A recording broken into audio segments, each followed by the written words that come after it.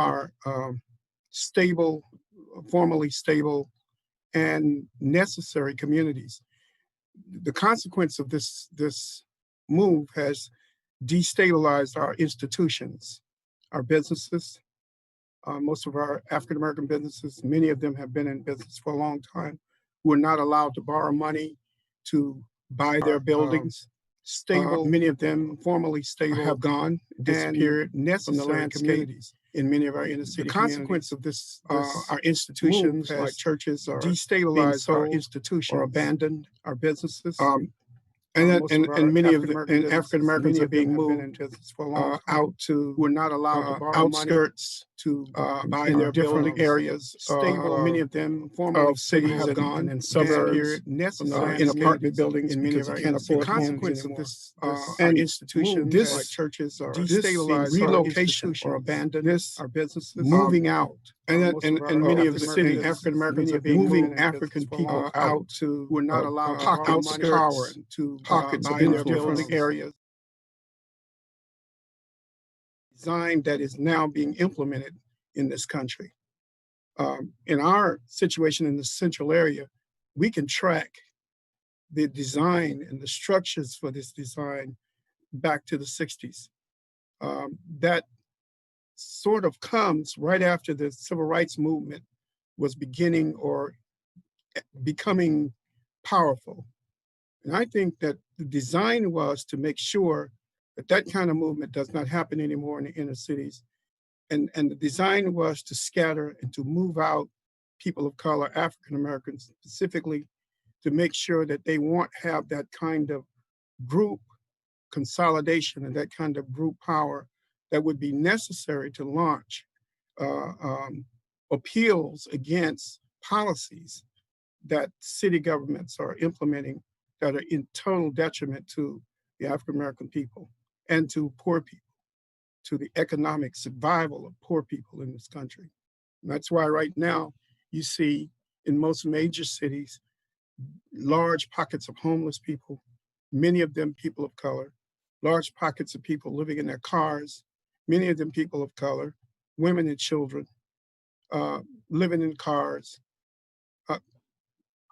living in alleyways in most of the large metropolitan cities of our country. This is a plan that is cynical in nature, racist, and just totally against what America is supposed to stand for. So now we're in the position where we have to fight back. We have no choice. We cannot say, in the light of what is going on, that we will accept this. To accept this is to mean that we are creating a position for our children and our grandchildren, and our children's children, that is untenable. We have to address this climate of insensitivity, this climate of greed, this climate of total elimination of the voice of people of color from city councils, from churches, from all kinds of institutions that could be used to leverage their power and leverage their voice. So we have to fight back. And I think that Shama is laying out a concrete plan for that struggle. I buy into that plan. I buy into the fact that we have to, our best way to fight back is to go after the people who were responsible for implementing this kind of strategy. And that's the corporate heads, that's corporations. They did it to protect their own self-interest and to protect their own capacity to make money. Many of the pockets where they drove people out of, they saw as fertile territory where they could come in and make a killing. They could buy cheap, sell high, and that's what they're doing. They're buying cheap, giving people who have lived in these areas 40 and 50 years, 70 years, communities that have grown up in 70, 80, 90 years, and they buy this land cheap and then they turn it into a wealth bonanza for them and for their people and for others like them. This is something that is just antithetical to what America is supposed to be about. So right now is the time to fight. I mean, we have to fight. We have to fight for the homeless, people who have no hope and who are being given no hope by the government and by this country. We have to fight for the workers, workers who have to drive into work, who can't afford to even live in proximity of their jobs because of the housing and because of the expensiveness of the housing, and it's simply going up. We have to fight for the institutions that are being destroyed and have been destroyed by this greed. And we have to also fight to make sure that we are able to reassemble these communities and reassemble the workers in order to give them strength and give them collective power. So yeah, I am for what is being done. I have lent my entire uh, abilities and efforts to make sure that this movement continues in Seattle, and I will do what I can to promote it, to make sure that others understand that now is the time to fight. Now is the time. It does not matter who's elected. The damage is being done in our inner cities. Damage is being done to our workers and to the homeless. And all they're going to do is bring bandages. We need to bring healing. We need to bring concrete ways in which we can liberate our cities from this greed and from these people who have just come in and usurped everything. So that's pretty much what I had to say. Thank you, Reverend Jeffrey. Our next speaker is Logan Swan, rank and file union ironworker. Logan has been a rank and file union activist at the front lines of the fight to tax Amazon to fund affordable housing. He wrote a very profound article in The Stranger titled, "We Can't Afford to Live in the City We Built," touching on the very points that Reverend Jeffrey was speaking on. Brother Logan.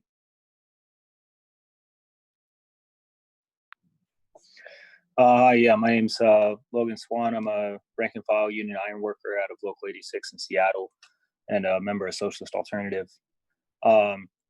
Yeah, I think it's really important to draw out the lessons from this campaign, as important of, what we're able to win, right, is for working people, is educating the rest of our class, other workers across the country on how we were able to win this so that they can take up these demands. Because, yeah, it's not just in Seattle where, working class people, predominantly working class people of color, are not able to afford to live in the cities that they work in, that they're building, where they provide care and services to the communities that they used to live in. And so, yeah, I think, the approach that we took of, like Shama mentioned, through the action conferences of flyering and postering and coordinating with, progressive labor unions and, different, community groups and faith leaders to build a broad coalition of people, but not on the basis of what the most conservative elements of labor union leadership were willing to accept, or what establishment politicians were willing to accept, but rather on, a coalition built on the ground, the basis of who supports fighting to tax big business for union jobs and permanently affordable publicly owned housing. And through that approach, right, we were able to win over a few of the more progressive rank and file oriented unions like UAW 4121, who represents the grad student workers at the University of Washington, and also, unions like WFC 1488 and the Seattle Educators Association, to support the campaign and to play an active role in it.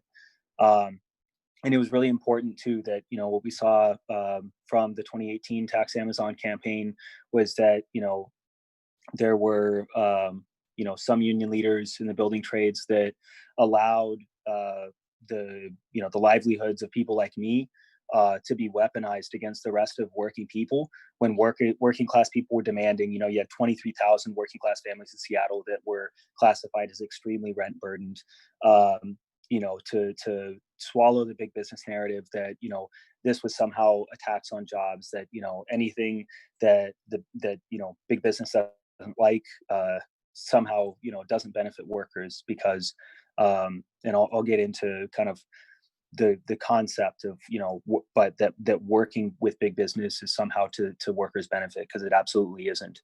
And so, yeah, by sharply addressing the concerns of even the most backwards layers, focusing on the thousands of union jobs that will be created in an honest, aggressive inoculation to help put conservative leaders on the back foot and neutralize that being used as opposition. And this framing allowed us to grab and keep hold of, a class appeal and the correct narrative of, that this is workers against big business, and that's, building social housing is a labor issue, where by taxing big business and putting it toward building permanently affordable, publicly owned housing, will be meeting the needs of the tens of thousands of working class families who need housing, but also, in the context of a pandemic and, record-breaking unemployment and a future recession, making big business pay for their crisis by having them pay to meet our needs for affordable housing and also for jobs. And so, yeah, we had, Shama mentioned the coordinating committee where, the action conferences, everyone who attended elected leadership that would oversee, the more regular operating and operations of the campaign. And yeah, we had really enthusiastic involvement from UAW, and continuing, we continued with a labor orientation of the Tax Amazon campaign, going into, being in political solidarity with and supporting the Black Lives Matter campaign movement in Seattle. And being able, through, instead of having the, this like myopic, very like narrow focus of on one thing, right? Seeing how these demands and these grievances of working people are linked together by, the multifaceted way that the capitalist system, grinds the overwhelming majority of humanity into dust for its own profits, right? And through that, we were able to connect, labor activists like myself, connecting, the Tax Amazon campaign of, meeting our need for housing, our need for good jobs, to the fight to expel the Police Officers Guild from the Labor Council, and, in having labor support the demand for ending police brutality, and through, reaching working class and union members involved in the protest. Capitalism as a system is in crisis, and this has been exacerbated by the pandemic. The political establishment is seeking austerity budgets due to regressive budget shortfalls, where, because we're not going, we're unemployed and we're not spending money because we can't go outside, that, their taxation basis being on our backs and not on the backs of the profits of big business, which have been continuing to rise while they get bailed out and they profit off this pandemic, causes these massive budget shortfalls. In Seattle, it's $300 million a year. And so our Tax Amazon victory points in the direction of making up for this deficit by appropriating the wealth of the ruling class in an offensive struggle, right? There is also a need for defensive struggles like defund the police and rejecting cuts, but offensive struggles are necessary. And there are major opportunities ahead in the likely explosive developments of working class struggle, as we're looking at, millions of people being unable to pay rent, and, mass unemployment. And we're seeing, with this austerity, right, it's not just a matter of, we have public sector union representation is much higher than in the private sector. The cutting of budgets and social programs, it not only harms the ever deepening pool of struggling workers who need these benefits, it's concretely an issue facing organized labor as union bus drivers and teachers and city and state workers come under the axe of austerity. So having an uncompromising class struggle approach and winning in the face of opposition of the richest man in the world and his political establishment, and drawing from the most ready to fight layers of organized workers will provide a crucial lesson that class struggle, not class collaboration, not working with the bosses, but rather working with our sisters and brothers to fight against them, is how we can address our growing grievances. Because nobody has ever given workers anything. The history of labor globally is written in the blood of our fallen sisters and brothers. Every gain made, from union recognition and contracts to social programs and suffrage, has taken a hard-fought battle against the bosses who exploit and profit from our labor. Our work feeds and houses people, and the work of the bosses is just coordinated robbery from us workers. Much like the employer who signs a contract for better wages and conditions shouldn't get credit for these improvements that were fought for by the workers, neither should big business and their democratic political establishment be credited for being pressurized by our movement to concede to our Tax Amazon campaign. This cuts across the dominant trend of business unionism, the fatally mistaken belief that by collaborating with the employers and the ruling class, labor unions are best positioned somehow to grow to grow and meet the needs of the working class. We see the past several decades of shameful sellouts and betrayals and consequent decline of the mass organizations of the working class, our labor unions, as evidence of the bankruptcy of this approach. The business unionism was able to fake along as a valid approach to representing workers' interests when global capitalism was booming, and even during the decades of neoliberalism before spiraling into the full crisis as we see it today, through the combination of the bosses being more willing to grant concessions to a powerful labor movement with a living memory of titanic class battles that we saw, from Teamsters and longshoremen and workers across, and the auto workers, through the 30s and 40s and 50s, right? And even into austerity after, isolating radical leadership and dismantling democratic struggle-based traditions with the collaboration of business union leaders, much like we saw in Seattle in 2018. This period of like a stable and growing capitalism is very much over.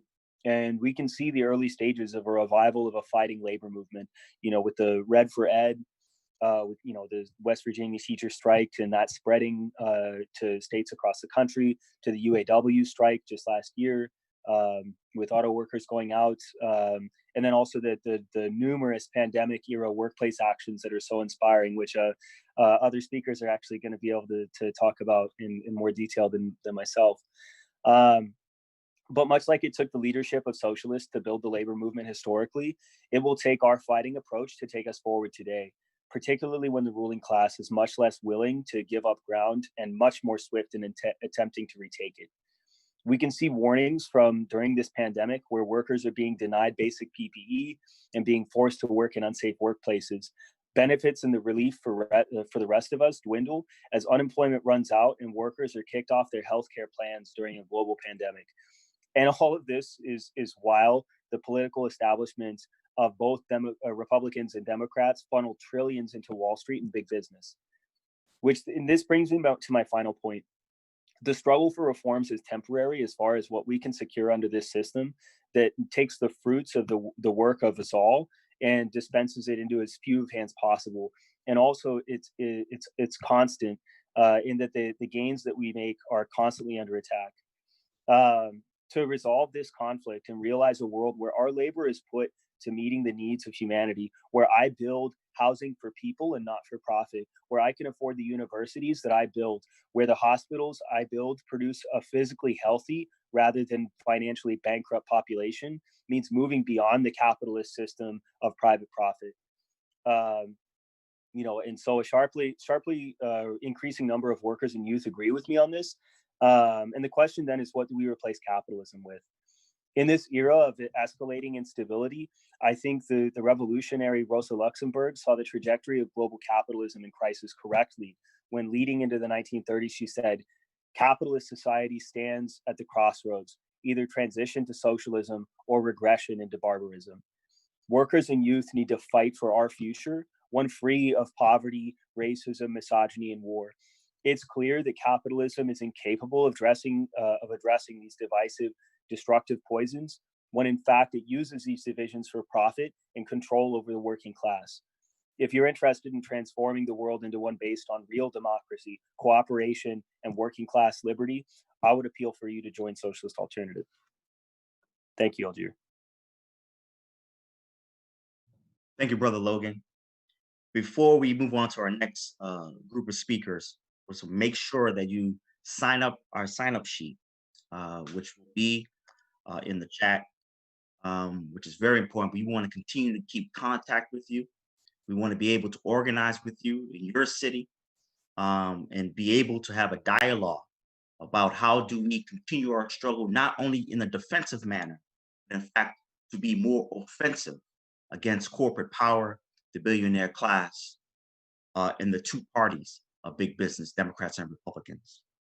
Once again, please sign up our sign-up sheet.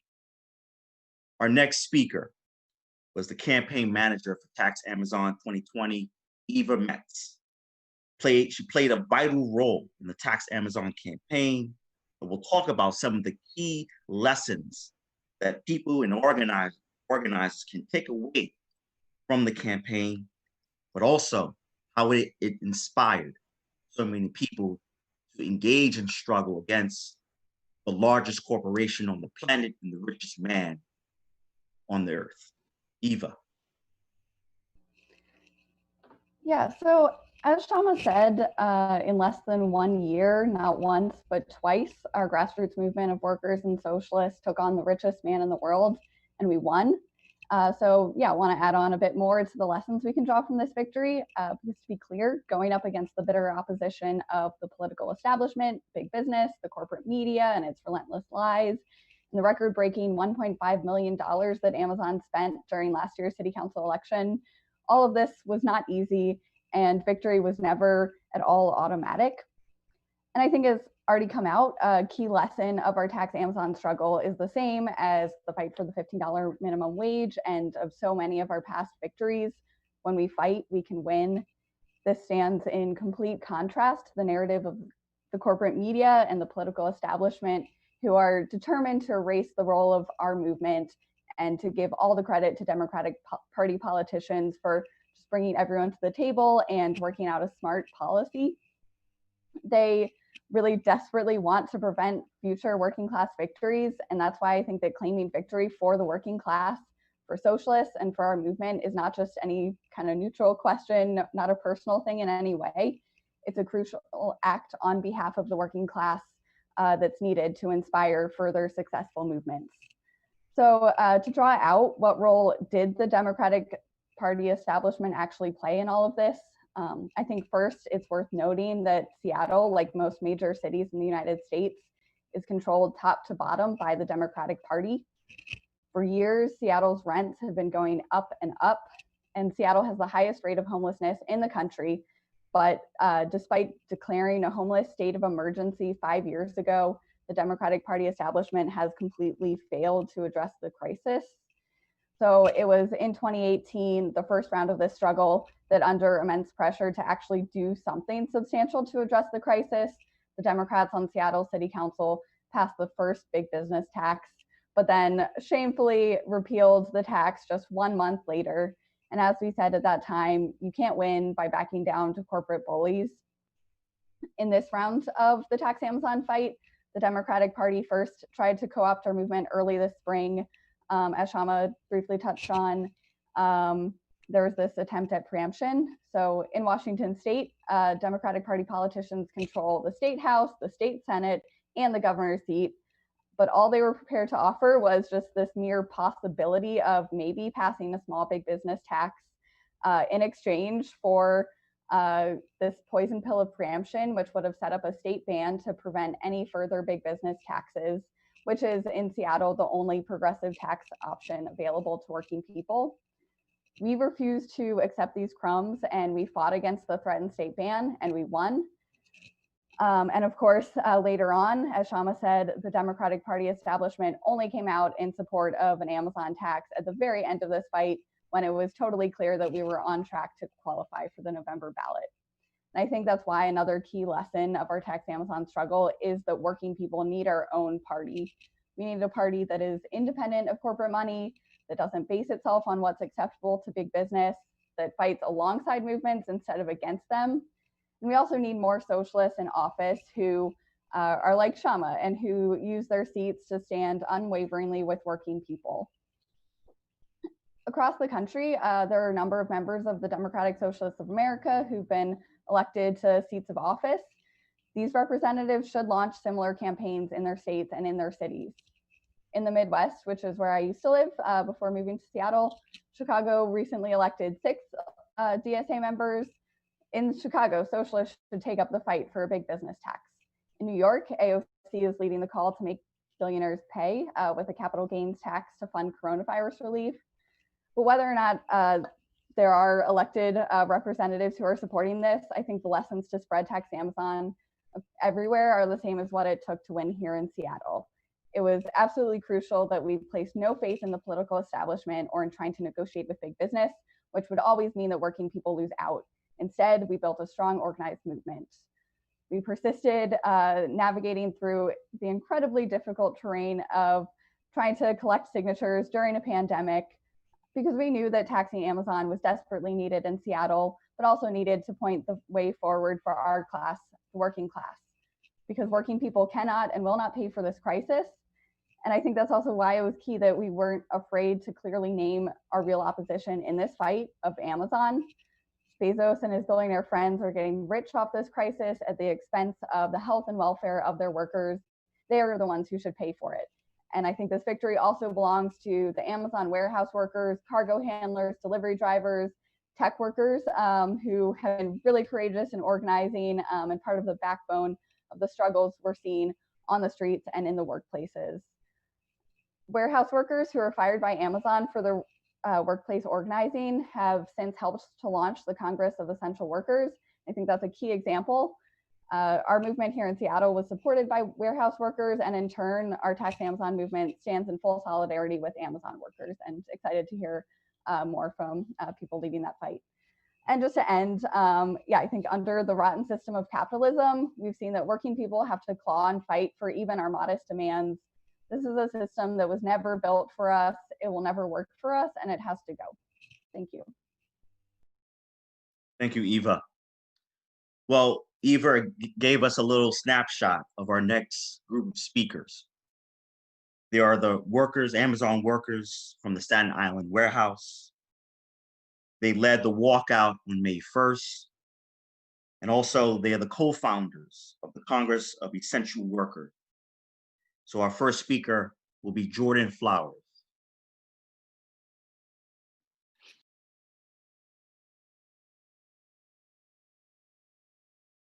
Jordan, please unmute yourself. Hello, everyone. Sorry again. I'm a co-founder of TCOEW and also Amazon Walkout leader on May 1st. Me and my team, Chris Smalls, Derrick Palmer, Gerald Bryson, all led a Walkout March 31st on the fact that this pandemic was growing in New York City, where it was the epicenter around the time. Workers were getting sick. They weren't getting their quarantine pay, or if they was, it was weeks later. Amazon was being very unfair to all of us. In my case, Amazon fired me and then reinstated me because of my time. I have a medical issue, and I had to stay home for 5 months, and Amazon didn't pay me once. I had to take 2 personal leaves, and it's been retaliation against them. It's been against my team, all of us. That also I like to mention that Amazon employees that we've been talking to that who had been tested positive had to end up sleeping in their cars, from what I was hearing, and that's completely unfair. That the richest man who could provide hotel rooms for these people who tested positive, that they had to sleep in their cars and stay away from their families, which is a shame, and it's very, very heartbreaking from what I'm hearing. Really, really heartbreaking. And in my stance against this walkout that we all 4 of us did, my stance is to work for fight for workers who have medical issues, such as me and myself. I have lupus nephritis, that are going to be retaliated against Amazon or any other workplace but right now it's against fight against Amazon. People with any underlying medical conditions, immunocompromised, asthma, any respiratory problems during this pandemic, I stand and I will fight for them because these workers need to be treated and have some type of fair pay. That this man is not paying no taxes, not even trying to help his workers. He made $26 billion during this pandemic and recently made 13 billion, and not one of his co-workers, not workers, his employees, his 175 warehouses, 800,000 employees got to see that money back. It's a shame he's funding it to ICE, these police face recognition programs, but he's not thinking of his employees. I would like to pass it on to Chris Smalls, my next leader. Okay, Chris. Thank you, brother. I just want to say it's an honor to be here on this call with Shama and everybody else that's been speaking, Eva, Logan. It's an honor to be here representing the Congress of Essential Workers. Our organization was created because of what we did on March 30th, holding a protest in front of JFK, Staten Island, being terminated, caused me to catapulted me into the spotlight, this platform, and I had a decision to make. I had a decision to, fight my legal battles with Amazon against Jeff Bezos and the richest man in the world for wrongfully terminating me, or I could just take my platform and give it to the voices like Jordan, Gerald, Derrick, and all the other Amazon employees. And I chose to do that. I chose to amplify what Amazon was doing to its employees and utilize our voices to collectively to speak up against Amazon. So here we are. 4 months later, together, we formed this organization, the Congress of Essential Workers, and we've been speaking out ever since this pandemic started. And it started in Seattle. That's when I first noticed it as it transitioned into the country. So everything that we're talking about here on this call today just works hand in hand. There's no way you can put it. But this is definitely the work of, I believe, the work of God for us as people to come together during these times, these unprecedented times. Speaking up against capitalism, racism, sexism, imperialism, all the isms that we're dealing with in this country. Like Reverend said, the time is now. So we're utilizing this time during this virus to do what the working class people deserve to have. And that is better wages, free Medicare, childcare, healthcare, and definitely to tax the wealth, which leads me into my next key point, taxing Jeff Bezos, the richest man in the world.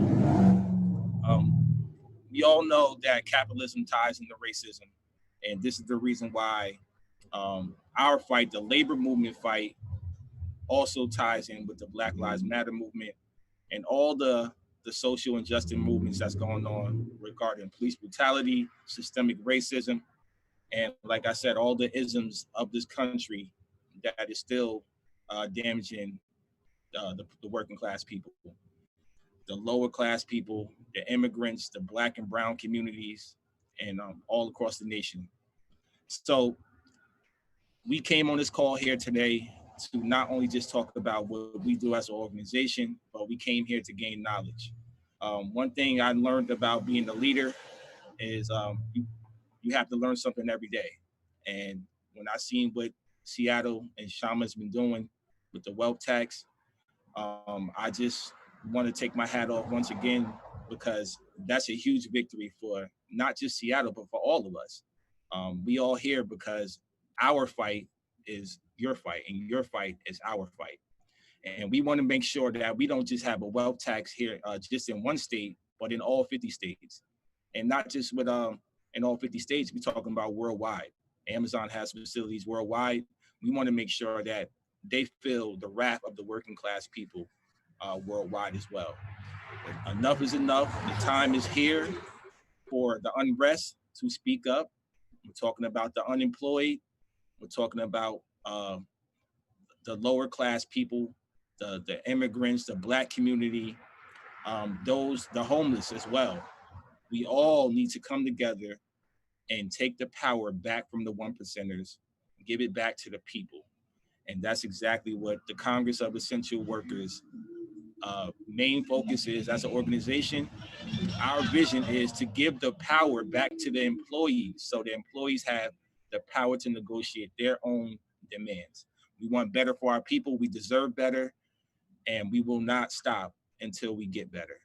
So I'm going to pass it off to my brother that stood next to me every single day as I was standing there protesting, going into the break room, sitting in the break room, speaking up about health and safety concerns.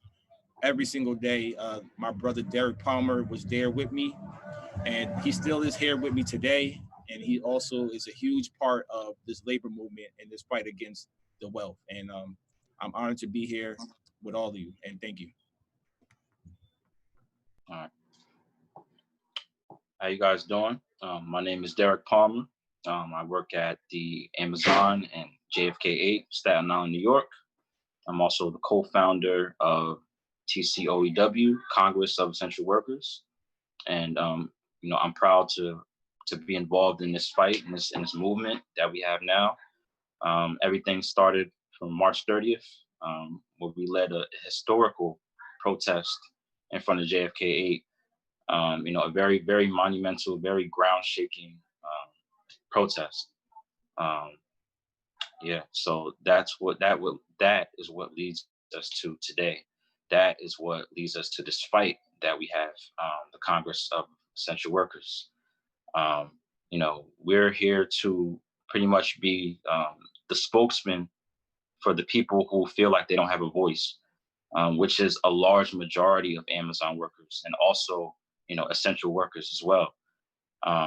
You have people who are coming to work just because they really need the money. They're actually fearful for their safety. They're fearful for their health. And, we play that important role of speaking up, even though it's not a lot of us. It's important that we step in and we say, you know what, enough is enough. We as essential workers are literally essential. Like, we make sure that we're pretty much making sure that the world is revolving right now. With this pandemic that's going on, it's very hard to do anything. And we're out in the front lines working, so I'm just very proud to be here. We want to make sure that these companies are held accountable for the way that they treat these workers. We're not making a lot of money. We're on hourly salaries, and the amount of work that we're doing, the amount of hours that we're putting in, is so important. And the fact that our health is being treated as a joke, it's very overwhelming for me. You have people who are on medical leave and they get fired for no reason. And I'm talking about Amazon that does this. You have people who have underlying health conditions who are being forced to work. You have people who speak out against, not having gloves in the facility, not having masks in the facility throughout the pandemic. When you have a life-threatening illness roaming around in a large building and the company is not doing anything about it. They're retaliating against people who's speaking up against that. That alone tells you what type of people that we're dealing with. And, I just want, I want everyone to really wake up and see what these companies really are. I feel like once this pandemic started, the mask has been stripped. The mask has been stripped from these people who claim that they care about us. And now it seems as though like they don't care about us at all. Something that very few of us kind of knew, but now more people are starting to really understand that. And like I said, I'm here today. I'm proud to be standing with my brothers, Chris, Jordan, Gerald. I'm honored to be here with everyone on this call. And I want everyone to know that we're fighting for the people who feel like their voices aren't heard. And yeah, that's all I really have. I'm gonna send it off to Gerald next. Hi, everyone. Good evening. Uh, enjoyed this, what everybody said. I got a little bit from everybody. Like to thank you for having me here. And I am the last co-founder of TCOEW. We are just trying to make a better place for people who don't understand what's going on around them. I mean, I seen it firsthand at JFK 8. People are scared when dealing with giants, corporations. People are scared, and they're scared that they're going to be the first ones let go. And you know what? They're right. We're living proof of that. Uh, you know, what's interesting about the whole thing is with Amazon, uh, they covered up everything. They whitewashed everything, but we got a lot done by protesting. And all the commercials you see today showing their improvements is because of us. We set the groundwork for that. The mask, everything that they're telling you they got, the temperature guns, all that stuff, that was us protesting and putting demands in writing. And some of those demands they took, or when they heard they took, and they made commercials. We're doing this, we're doing that. But they're doing nothing. Everything Amazon does is a big cover up. I mean, it's that easy. They have all the money in the world to do so, and that's what they're doing to the public. So even though we're on this call and we know what they're about, there are a lot of people out there that don't know what they're really doing. They're still blind to what Amazon is doing, because they'll throw out the commercial like the guy that came back and after he had a baby and all that stuff, and they went overboard on safety. And we all know, like I said before, and you can never go overboard on safety. You can never have enough safety. But it's just a whitewash. And we are here really, TCOEW, we stand firm to fight for people that don't know how to fight, or don't know that they're even in a fight. And I mean, as of March 28th, which was my last day, the 30th was our first protest. uh we had turned so many heads that they were ready to get rid of us right then. And they got rid of Chris first, and I was second. They made up all types of drummed up stories. uh this is the people that we're dealing with. And now, like I had said earlier, we're dealing with a corporation that's selling information, profiles. They say they're for Black Lives Matter and this, that, and the other, but they're profiling people, and they're selling these different systems to law enforcement as we speak. And like I had said earlier, who knows who's in that system? I left Amazon since they fired me a few months back. Who knows if I'm not in that system? And my profile wasn't sold as, you know, with the system. And these are just some of the things that over the next few weeks we're going to be looking at. I mean, we have to look at everything with these big corporations. I mean, from what I read, they had 120 Amazon Prime holders that got everything, and they paid more taxes than Amazon last year. I'm hoping that we learned something here tonight, and I thank you all, especially Sharma. Thanks for having us here. I mean, because New York needs to do that. I mean, I don't understand how they could sit back and they tax everybody for every small thing in the world, but they haven't got to the giant yet. So we'll be working on the East Coast, because that's something that needs to be done. Um, I mean, basically, everybody's covered everything, so I'm not going to hold everybody up. We're all here for the same reasons, and it's to fight for, what's right, and, for our people, our neighbors, our fellow workers, to feel wanted and to be treated with respect that should come with the job. And, with that, I'm just going to pass it off to Margaret. Thank you. Thank you, brothers, for your work.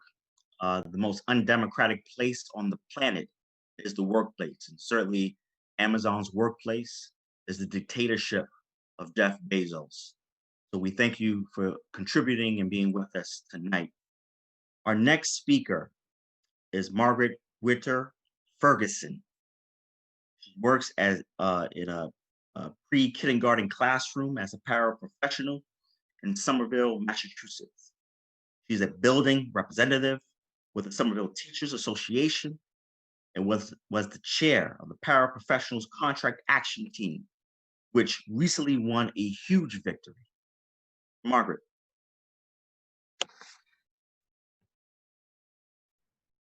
Thank you so much. So my name is Margaret, and I'm a paraprofessional in a pre-K classroom in the Somerville Public Schools in Massachusetts, like Algier was saying. For anyone who doesn't know, paraprofessionals are support staff that work with students of all ages, particularly high-need students. We have been engaged in a serious campaign around a living wage and job security this past year, and recently won a starting salary of $25,000, which does not sound like a lot, but is in fact a 25% pay raise. We also won job security after 4 years. Previously, we had to wait for letters inviting us back to work, even after working in the district for decades. We won this victory by building a strong grassroots campaign, by involving rank and file union members in an active way, alongside community members. This is the sort of movement and the sort of teacher-parent unity that needs to be taken up on a national scale to address the issues of reopening schools. The school committee claimed in a press release after the victory that they had supported a starting salary of $25K for months. In reality, it took us a year of community meetings, of turning out to the school committee and taking over their meetings, of serious organizing and mobilizing to get us this raise in job security. Our school committee is elected, and many of them claim to be progressive, but when push came to shove, we found they oppose a living wage for paras. It is absolutely necessary to make this clear. We cannot rely on elected officials that claim to be progressive. We cannot just change their hearts and minds. We need to actively build movements to hold them accountable. We need people like Swan in office who take the average wage of their constituents and who are actively held accountable to the movement. And we need movements like the Tax Amazon movement. Right now, there are a lot of discussions around reopening schools in the fall, and children, families, and educators all want to be back in the classroom. But the criminal handling of this pandemic has made this virtually impossible. We need to be discussing what needs to happen to reopen in person safely. We would need a mass influx in funding, overhaul of infrastructure, mass hirings, and access to full PPE. And we'd need certain metrics met in terms of the virus, infection rates to be down, etc. But closed schools are really hard for working families. If schools stay closed, we need emergency childcare for frontline workers, paid family leave, and high-quality internet with devices for all students and educators. Educators and parents must unite and fight together for the safe schools our students deserve.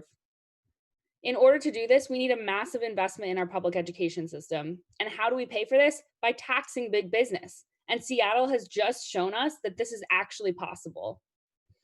Schools are facing absolutely devastating cuts. The National Education Association is predicting cuts of 1.89 million educator jobs, which is around 1/5 of the education workforce. Our students are going to need more educators to ensure a safe reopening, not less. With the death of George Floyd, we've seen the resurgence of the Black Lives Matter movement. The outbreak of BLM was basically the straw that broke the camel's back in our contract campaign. Our school committee and mayor were claiming Black Lives Matter, but the majority of paraprofessionals are women, and many are women of color, and they were getting poverty wages. A petition to defund the Somerville police and fully fund our schools with a living wage for paras gained steam, and the school committee and mayor had to put their money where their mouth was. We need to make the connection between Black Lives Matter and the labor movement. Educators in particular must take up the demand to defund the police to fund education. But we know that just defunding the police won't be enough. We must tax the rich and big business to fully fund education. The Tax Amazon campaign is incredibly inspiring, and we need to build movements like these across the country, and we must actively build the labor movement to fight for what working families need. Thanks so much. Thank you, Margaret. For those who are joining us a little late, we have a sign-up sheet. Please sign up, get further information. Let us have contact with you going forward. As you're hearing tonight, you're hearing great organizers great speakers on the front lines of our battle for workers' rights. And so we want to continue the momentum. So please sign up our sign-up sheet. Our next speaker is Grace Forbes, national organizer for Rent Strike 2020. Working people already are facing a housing crisis because of the COVID-19 pandemic. And now headlines are warning of an avalanche of evictions as states reopen and extended unemployment benefits are threatened and will end. Sister Grace. Hi, thank you so much for having me on this call. It's been absolutely incredible. To give a little bit of background on what Rent Strike 2020 is, it actually started back in March as a petition calling for full cancellation of rent, mortgage, and utility payments during the pandemic. And since then, Rent Strike 2020 has been campaigning to cancel rent, but also working with renters on the ground to help them get organized in their buildings to fight for rent relief from their landlords. What was just won in Seattle is a huge breakthrough for the housing movement as a whole, and I think a beam of hope in a very serious situation for most renters. Yeah, in a matter of days, the $600 unemployment extension is set to run out. For millions of people out of work, I mean, that $600 has been one of the main things, if not the main thing, paying the rent. And right now, 23 million households are at risk of eviction by October, which is about 1 in 5 renters. And a lot of people are seeing this and wondering why on earth we would be evicting anybody. We've spent months sheltering in place, which would just be sabotaged if we started throwing people out into the streets while the pandemic is raging. But the response, the message from landlords, corporate politicians, and housing courts has been essentially, we don't care that much. And I think what we're seeing right now really cuts to the core of the problem with capitalism and for-profit housing, where we can see so clearly that in a crisis, any human cost will be brushed aside to get back to business as usual. And just to quickly remark on the failure of our political establishment in responding to this crisis, we saw states pass eviction moratoriums. Most of those have now expired. And in those areas, we've seen eviction filings bounce back so rapidly, just about back to pre-pandemic rates, which were already devastating. People might remember that in April, in the first week, a third of renters couldn't pay their rent that month. Stimulus checks and unemployment helped people catch up. But now, again, in July, in the first week of July, 32% of renters couldn't pay their rent.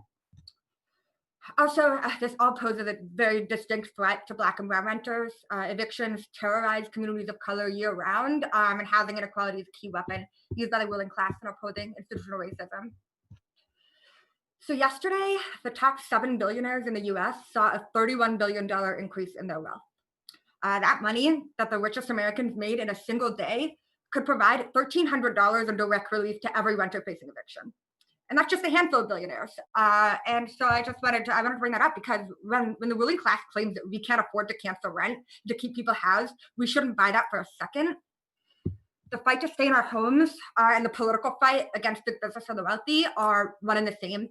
Big business increasingly makes up our landlords. Back in the Great Recession, 10 million homes were foreclosed on. Wall Street came in, was incentivized by the federal government to come in and buy up all these properties and convert them into rental housing, to the point that today, a majority of rental units are owned by institutional investors, meaning it is slightly more likely than not that your rent is going to a shareholder somewhere. Living under these Wall Street landlords is a nightmare, but they also hurt the whole community. Skyrocketing rents and gentrification has gotten so severe over the years. It's at a point where a lot of people who are evicted now are not going to have anywhere to go, which is why experts are warning of a spike in homelessness. Yeah, the mainstream media is putting out headlines like we're headed for an avalanche of eviction, the tsunami of eviction, the flood of eviction. I personally think this framing is wrong. This is not a natural disaster that's happening. This is a choice that is being made by our ruling class on behalf of big business and real estate. We're going to see some sort of federal stimulus at the end of the month. I think some states are going to have to shift back toward damage control. But we've already seen over the last few months that we're not going to be able to rely on the same political establishment to actually meet the scope of this crisis without pressure from below. We're going to see relief measures that have loopholes and red tape and expiration dates, pretty much as far as they can get away with it. And so our only way forward is going to be through mass organizing. previous speakers have talked about how important it is to combine these defensive fights and offensive struggles, and I think that really applies here. We can defend ourselves and one another from our landlords if we reach out to our neighbors, form committees in our buildings to push for tenant demands, and stop evictions with direct action. If we look back to the 1930s, in New York City alone, 70,000 people were able to return to their homes using these types of strategies against eviction. And on the other hand, Seattle has just shown the world that we can win these offensive victories. We can tax the rich and corporations, which we definitely need to continue along those lines, because billionaires have been making money off of this pandemic, and we have been paying with our jobs, the roofs over our heads at 143,000 deaths. So to quickly wrap up, back when the Rent Strike 2020 petition was first launched, kind of at the onset of lockdown, 3 million people signed on to the petition in the first couple of days. I think it is very striking that so many ordinary people instinctively understood from the get-go that canceling rent would save lives. And I think that we should maintain that kind of clarity going forward, and maintain an understanding that working people and renters know best what we need, and we are the ones who are best equipped to fight for it ourselves. We know that we have strength in numbers. 1 in 5 renters are at risk. Nobody is alone and struggling to stay in their homes. And especially in this moment, we can fight back with confidence, because we are so much stronger for having been involved with or even just witnessed the Tax Amazon fight and the Justice for George Floyd movement. We have to continue to build on them. That's all I have. Fantastic, Grace. Thank you so much. Well, we're honored to have international guests. We must be clear that COVID-19, racism, sexism, housing instability, mass unemployment under capitalism has no borders, in fact. And so we're proud to have a member of Social Alternative sister organization from Brazil, a member of International Socialist Alternative, Julia Chavez. Hi, everybody. It's really an honor to be here, surrounded by all these comrades. I'm learning a lot today. It's been really uplifting to hear you all and all these struggles. Thank you so much, guys, for sharing all this and for having me here. So, as Elgir said, I'm Julia Chavez, an activist in the Brazilian section of International Socialist Alternative, and I'm here to share a little bit of what is going on in our country and how we feel inspired by the events taking place in the US. So as most of you might know, Brazil is being governed by Jair Bolsonaro, a right-wing authoritarian figure famous for his racist, homophobic, proto-fascist, and irresponsible messages and actions. And even though he's the one now taking office as a president, he's a representation of this conservative and economically neoliberal ideology that has been growing in the last years in the country.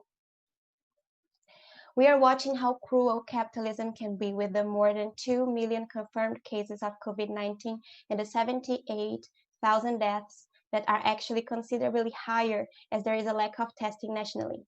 Some experts say the level can be 20 times less than needed. And most part of these people dying are workers, Black people, people that live in the poorer neighborhoods. And thanks to him and to the ones who support him or his neoliberal project, this population never really had the right to stay home in order to save an unsavable economy. And the picture gets worse when we have to deal with the strengthening of the police actions that, as we saw in the recent case of João Pedro, enter communities and houses to kill first and ask later. In April of this year, we had an increase of 43% of deaths caused by police actions in the state of Rio de Janeiro compared to the same month last year. And this number has also achieved a record in the state of São Paulo. In just 5 days after the murder of George Floyd, a woman had the foot of a police officer on her neck until she fainted in the suburb of São Paulo. All these cases are not isolated and are far from being coincidences. There is a pattern on how brutal authoritarian police can act thanks to an authoritarian government. But the answer to an articulated oppressive system is an articulated organization of workers that understands how evil can racism and capitalism be. They are not the only ones being inspired by each other's actions. We also build our strength internationally. The protests that happened in Minneapolis spread out all over the US and then all over the world, including here in Brazil. And this wave joined forces with the long-term struggles that our Black movement has been fighting since the beginning of the slave regime. The lessons taken from the movement on the streets of your country gave us the energy and wind to beat the paralyzing fear of COVID to fight for our lives. And now we are seeing the growth of different local protests around Brazil, unfortunately following the same pattern and demanding justice for our people, but fortunately uniting us and raising awareness, knowing that workers together can make a whole world stop to listen and spread the message, that we can demand our rights, that we can make pressure against those who oppress us. And in this sense, the figure of Chama Sawan and from other comrades that we heard today, and all those accomplishments, they are very encouraging. The big fortunes taxing was only conquered thanks to people's pressure and the presence of representatives like her who can really face and defeat the power by bringing people together. And that's it. Thank you so much, guys, for having me. It's really a pleasure to be here. Thank you, Julia. Well, unfortunately, sisters and brothers, we don't have time for the Q&A. We've had just a great list of organizers and speakers who did an excellent job tonight in highlighting not just the victory of Tax Amazon Campaign 2020, but of the crucial questions and battles that we have forthcoming. So, but we do have one question that we will kick it to Shama, but also I think there's an announcement that I think Jordan Flowers can announce of some of the next actions of excuse me, I want to get the organization correct here, the Congress of Essential Workers and their upcoming events. So we'll have Jordan, and then after that, we'll kick it to Shama to wrap us up for the evening.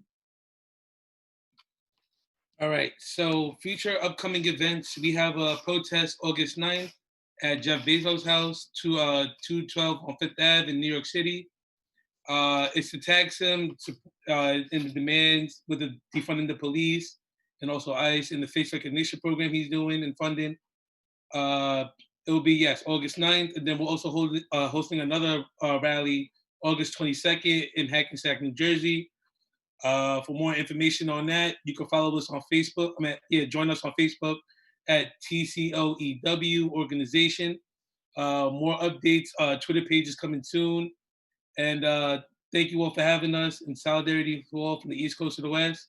And thank you for having us again. Appreciate it. Thank you, brother, so much. Shama, I'm going to kick it back to you. But there's a question that's been posed that I think is a good way to wrap up the evening. And it does touch on the points that Grace was making about the struggle around rent and housing, affordability. And this goes back to the central key question of the Tax Amazon and the victory of the Amazon Campaign 2020, and how capitalism creates homelessness. And so how does capitalism make people homeless? And why is housing unaffordable?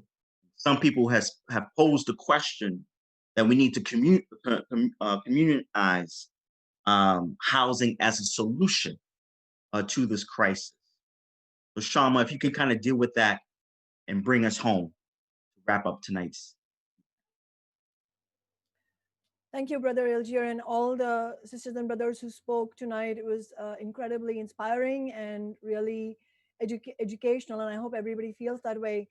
You know, the question of housing and renters' rights is so central to the period we are moving into right now. I'm glad we're closing on this note because, as others have said, we are now facing the prospect of a tsunami of evictions throughout the nation because of the massive unemployment crisis that we're seeing as a result of the recession and the extremely precarious condition that renters were already in. I mean, we're right now in a capitalist, historic crisis of capitalism that is going to be in many aspects worse than the Great Depression. But look at the statistics of how capitalism has performed throughout the years, right? I mean, in 2014, this was when the so-called recovery was going on after the Great Recession. Supposedly things were great. And in 2014, over 600,000 Americans were homeless on any given night in the United States, the richest country in the history of humanity. And it was this same period, this decade since the Great Recession supposedly ended, that also saw 6 million foreclosures, mainly of, of working class and middle class households, but mainly of Latinx and Black households, and working families and middle class families.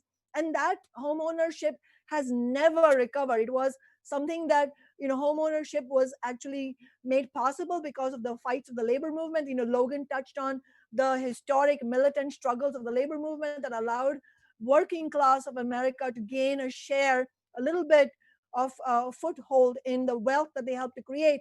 But every time there is a recession, the capitalist class seizes those gains back, and you see this cycle of how we fight for reforms under capitalism, and those are snatched back from us at the first chance they get. So now we are here on the precipice of a tsunami of evictions, and we face a magnified crisis. Tens of millions are facing the prospect of eviction. No doubt, as others have said, we need to fight to cancel rent in cities throughout the nation. In fact, we need to fight for a federal mandate to cancel the rent. We need, going forward, rent control with no corporate loopholes. We need a massive expansion of social housing made possible by taxing big business, which is precisely the story behind the Amazon tax. We need vacancy taxes on all these luxury type apartments that are vacant in so many of our cities, while so many of us end up facing homelessness, couch surfing, having to move back into our families, having to live with roommates, and seeing no end in sight. But to win any of this, as our tax Amazon struggle shows, it will take an almighty struggle. So, for example, to win the canceling of rents for the rest of this crisis, it will take nothing less than a rent strike, meaning a strike by renters in building to building, city to city, state to state, and nationwide. We will need the kind of renter organizing that none of us has experienced in our lifetimes, because that is what is posed. Because if we don't, then we will face this complete collapse in our living standards through the loss of homes. And we've seen through all these struggles, the Amazon tax struggle, the struggles that you heard about from the warehouse workers at Amazon's warehouses, educators like Margaret's and teachers unions. We don't win any gains unless we fight back. We also heard from our sister in Brazil how working class in Brazil and internationally are having to fight back. So nothing that we can win comes from simply asking nicely or making logical proposals. It comes from an outcome of a real power struggle and overcoming the power of the bosses, the power of the corporate landlords, and that takes real organizing. But we have to go beyond that, and that's where this question comes in. How does capitalism make people homeless? Why is housing always unaffordable under capitalism? And in order to see that, we have to look at how the endemic nature of capitalism itself, what is the objective of this system itself, is not to make housing affordable or to provide housing, in the place of housing, put in healthcare, put in living wage jobs, put in decent standards, put in climate justice. No matter what variable we are talking about on the spectrum of living standards for our society, we can see that capitalism as a system is not set up for any of those goals. So in the case of housing, what we see is, for example, in Seattle, which has seen a housing boom in the last 10 years, despite that, housing has become less affordable, not more affordable. So all this nonsense that we read in economics textbooks and we read in the corporate media, that it's all about supply and demand. It's really about, again, power in the context of renters versus landlords. And because capitalism itself is set up to maximize the profits, the gains, the wealth for corporate landlords. And it's not just corporate landlords, it's the big banks, the rapacious banking corporations on Wall Street that have pillaged our economy from decade after decade throughout the last century. They are the ones who are benefiting from making housing less affordable, not more affordable. And that is why there is no, logically, if you think about it, there's no prospect of housing actually becoming affordable on the basis of capitalism. And that is why it is important to take our twofold task seriously. On the one hand, absolutely fighting like hell to win canceling of rent, to win rent control, to win a massive expansion of social housing. At the same time, educating one another in the movement to understand that in order to win those reforms, we will have to really go into battle against the ruling class. And not only that, we have to go beyond that and understand that capitalism will never solve our crisis, and whatever gains we succeed in winning today will be snatched away from us if we let them do that. And that's why we need fundamental change, systemic change. And really, this is so critical that we're talking about all of this, because as others have said, we are at a turning point in history. The Black Lives Matter movement in the last month has shown that the legitimacy of this system has been shattered in the minds of millions of young Americans. And also worldwide, we are seeing the legitimacy of the capitalist system really erode in the minds of working people. And that's a very important phenomenon for us to take into consideration, because without that kind of ideological buying into by tens of millions, billions of people, it is very hard for the ruling class to convince millions of people that they should accept this absolute misery, that they should accept racism and sexual violence and a housing crisis and a jobs crisis and a climate crisis. Really, there is a huge opening for our movements, for these ideas to have an impact. And so we have to really seize on this opportunity. And in this case, I think it really begs the question of the labor movement as well. For the labor movement and for our movements as a whole, we face a make or break historic moment. We have a huge role to play, and we have to seize on that moment, which means democratizing our unions. And Logan outlined how the whole history of business unionism has been a history of setbacks for rank and file workers. The strategy of tying ourselves to big business parties like the Democrats has not worked. We need a new party for working people, as Eva said. And as Chris Small says, Amazon needs to feel the wrath of workers worldwide. But for all of that, we need democratic unions, and we need unionizing struggles in the workplace. And the history of the labor movement shows that the most successful militant struggles that struck fear in the hearts of the capitalist class, the hearts of the bosses, was when they were led by fighting labor union rank and file and leading members, led by socialists and militant labor organizers. And that's the kind of militancy we need to embrace, be proud of the history of struggle that we are starting to continue, and also understand that it's no accident that it's these fighting of tactics and strategies that win us victories, because everything under capitalism is posed as a struggle. As Frederick Douglass said, power concedes nothing without a demand. It never has, and it never will.